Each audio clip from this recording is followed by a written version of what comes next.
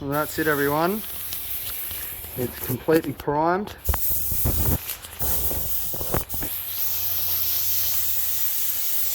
Ready for a wet sand.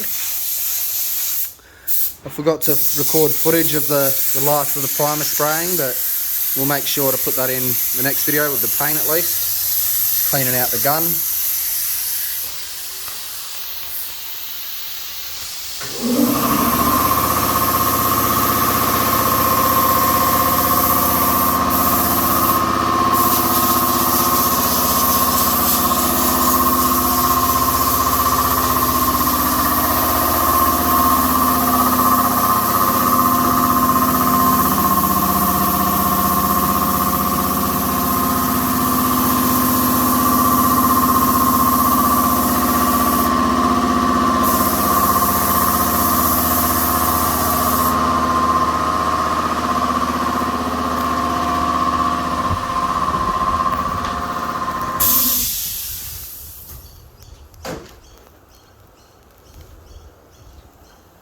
So yeah, all primed, and give it a wet sand soon, start painting.